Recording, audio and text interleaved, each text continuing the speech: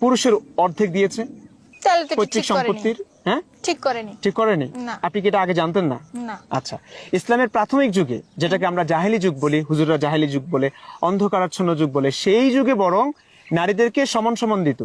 আচ্ছা। নারী এবং পুরুষ, ছেলে এবং মেয়েদেরকে সমান দিত উত্তরাধিকার। ইসলাম এসে বরং নারীদেরকে কম দিয়েছে, অর্ধেক দিয়েছে, এবং তাদের দ্বিগুণ করেছে পুরুষের, মানে একজন ছেলের। কোন ক্রাইটেরিয়ার পুত্র সম- ভিত্তিতে ছেলেদের সেটা বেশি আল্লাহ দেওয়া আল্লাহ হলো? দিয়েছে, নবী মোহাম্মদ আল্লাহর কথা বলেছে, আল্লাহ এভাবে নির্ধারণ করেছেন। ইউসিকুমুল্লাহু ফি আওলাদিকুম লিযযাকারি মিসলু হাজ্জিল উনসায়াইন। একজন পুরুষ যা পাবে তার অর্ধেক পাবে হচ্ছে একজন নারী।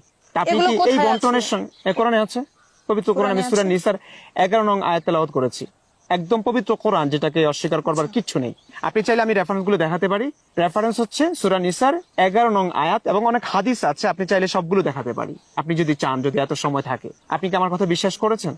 হ্যাঁ। আচ্ছা, দ্বিতীয় কথা হচ্ছে আপনি আর কি বলেছেন যেন? ও, বুড়ির ঘটনা, তাই না? আল্লাহর রসুল, আমাদের প্রিয় নবী, ইসলামের নবী, অনেক দয়ালু ছিলেন। একজন বুড়ি তার পথে কাঁটা বিছিয়ে রাখতেন। হঠাৎ করে একদিন দেখলেন যে, আল্লাহর রসুল দেখলেন যে কাঁটা নাই।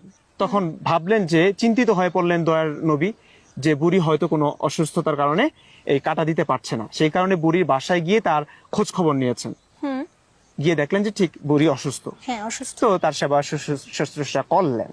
এইটাই তো আপনি শুনেছেন। হ্যাঁ, এটা আমি শুনেছি। আপনি কি জানেন এটা একটা মিথ্যা হাদিস, জাল হাদিস, এটার কোনো ভিত্তি নাই। এটা তো বইতে ছিল আমাদের। বইতে থাকলে এটা কিভাবে এসছে আমি জানি না।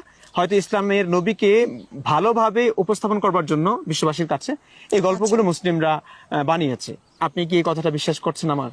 যদি বিশ্বাস না করেন, আমি আপনাকে আপনি শায়েখ আহমদুল্লাহ সাহেবকে চিনেন কিনা? হ্যাঁ, আমি ওনাকে চিনি। আপনি এই ওয়াজটা একটু শুনুন। আমার কথা যদি আপনার বিশ্বাস না হয়, উনি তো একজন গ্রহণযোগ্য ব্যক্তি বাংলাদেশের, তাই না? আপনি ওনার থেকে শুনুন। সেই পথে বুড়ি কাটা দিতেন, এই ঘটনা কি সত্য? এই ঘটনা আপনারা শুনছেন না? যে আমাদের নবীজির যাওয়ার পথে এক বুড়ি নাকি কাঁটা দিয়ে যাইতো প্রতিদিন। একদিন আয় দেখে যে কাঁটা নাই, তো নবীজি চিন্তা করছেন কাঁটা নাই কেন, সাল্লাল্লাহু আলাইহি সাল্লাম। তখন সে বুড়ির খবর নিতে গেছে, দেখে বুড়ি অসুস্থ। এই গল্প শুনছেন না আপনারা? বই পুস্তকেও ছিল, স্কুলের পাঠ্য বইতে। এই গল্পটা একটা ভুয়া গল্প, এটার কোনো অস্তিত্ব নাই। চলে আসছে অনেক গল্পই এরকম লোকমুখে চলে আসে, কোনো উনি এখন যেহেতু- বিশ্বাস করছেন যে এই গল্পটা যে একটা পাতানো গল্প, একটা মিথ্যা গল্প, বানোয়াট গল্প, বানানো গল্প? ওনার কথা তো বিশ্বাস হচ্ছে আপনার? আচ্ছা, এখন আমি আপনাকে একদম সহি হাদিস থেকে, ইসলামের অথেন্টিক সোর্স থেকে আমি আপনাকে কিছু গল্প শোনাবো প্রিয় নবীজির। আমাদের ইসলামের নবীর কিছু কথা শোনাবো, যেগুলো একদম সহি, একদম কারেক্ট।